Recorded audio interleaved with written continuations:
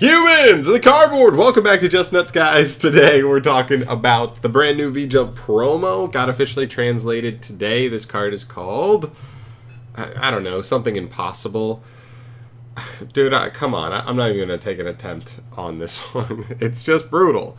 Anyway, this is a level 3 Light Beast Tuner Effect Monster.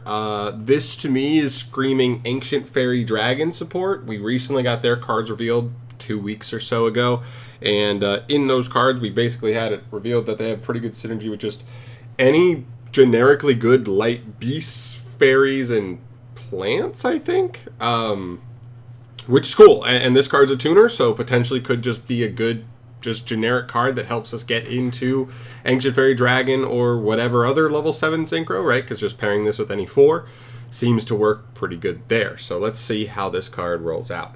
1500 attack, 300 defense, shouldn't matter too much, but sure. First and second effects are hard once per turn. If you control a level 4 or lower light beast, plant, or fairy monster. Okay, I didn't even read that part prior to this. You can special summon this card from the hand.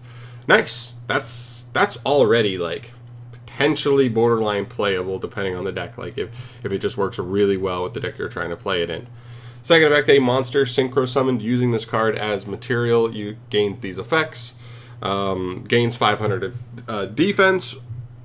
Oh, it gains both effects. I thought I was going to say pick one. Okay. And also, your opponent cannot target this defense position card with card effects. Yeah, that's actually kind of cheeky, though.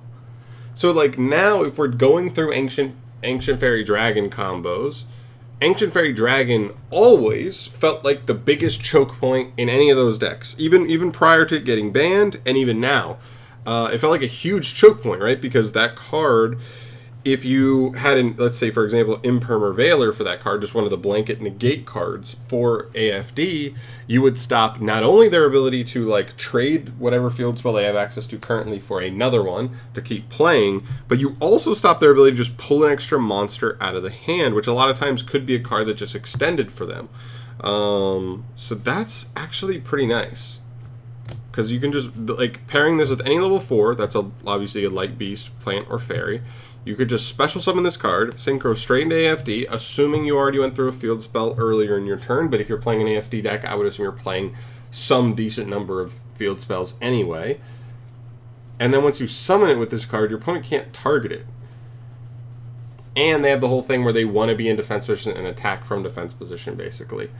Cool. Like, I don't know. Is this card everything? No, it's not that good. It's a basic extender. It doesn't really provide you any additional advantage aside from just being a 1-for-1 extender that jumps on the field. But that being said, it does get you into your normally biggest choke point and really cuts off a decent amount of situations where your monster would have been a good choke point.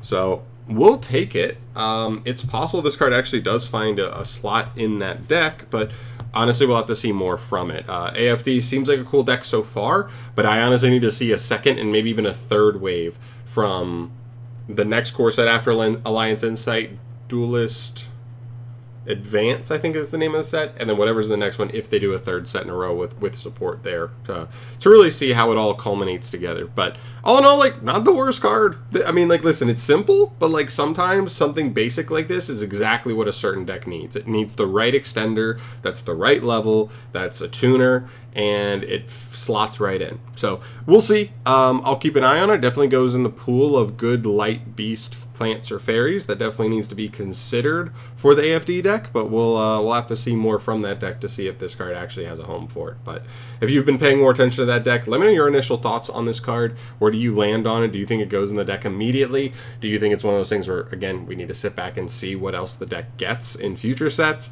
to see where it penultimately lands, and maybe there's a home for this card in that deck, but we'll have to see later on. But I'm curious. Let me know your thoughts, and I'll keep you up to date with all things Yu-Gi-Oh! News going forward. This is like the first day we haven't gotten something from Alliance Insight in, like, feels like a while. This is going to put us on, like, what is it, like, tomorrow will be the 7th. We're talking 18 days left, and I think like 33, 34 cards left in the set to be revealed. So there's still a lot of stuff left. We're in good position. We're going to get a lot of cards down the home stretch here. I hope there's some good stuff to finish out the set, but I'll keep you posted on anything new that comes news-wise. So subscribe to the channel for all things news-wise on that front, and I'll see you guys in the next video. Thanks for watching. Peace.